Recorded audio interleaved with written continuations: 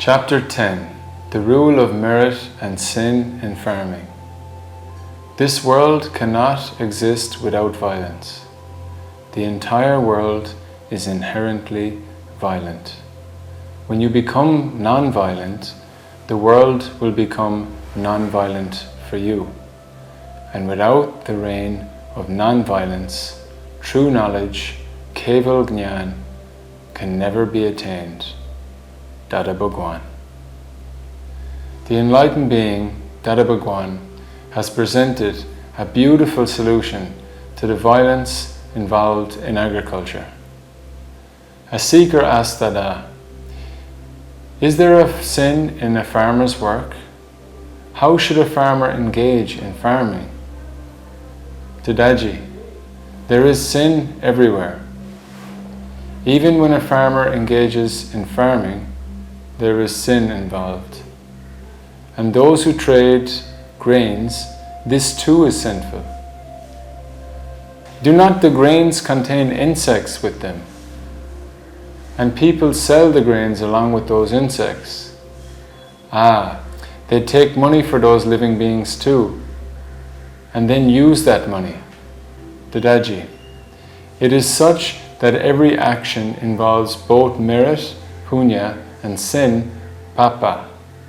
The farmer, while farming, uproots useless plants, weeds, and discards them while nurturing the useful ones.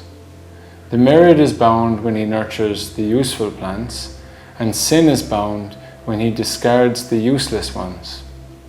If sin amounts to, say, 25% and merit to 75%, then he gains a 50% benefit. The seeker asked Dada, "So, will this sin and merit become plus minus, addition, subtraction?" Dadaji, no, sin and merit are not subject to addition, subtraction. In the book of nature, both are recorded separately. If it were truly addition, subtraction, clever people would square off sins with merits, and no one here would experience even the slightest pain. And no one would like to attain liberation, moksha, since people might think everything is good here, there is no suffering. People are very clever, but that is not how it works. The world contains both sin and merit. Alongside sin, merit exists as well. However, God has said, engage in the business of evaluating gain and loss. The seeker asks, Dada, you say that through mind, speech and body we should not cause even the slightest suffering to any living being. But in tobacco farming, we have to pluck millions of tender sprouts so we can atone for. So how can we atone for that sin? Dadaji explains, in your heart you should feel so bad. How did this kind of work come into my life? There should be true remorse. You should feel, this is not something I ought to be doing. It is not for you to judge how much sin is being incurred. What matters is the inner result. How did I end up in this occupation?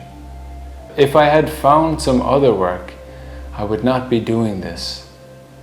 Until such realization dawns, true repentance does not arise. Instead, people go on discarding the plants cheerfully. Do you understand? Do as I say, then the responsibility lies with me. Apta Sutra 2004. The power of man's godhood remains till one speak the truth, remains non-violent, does not steal, keep continence, and remains non-possessive.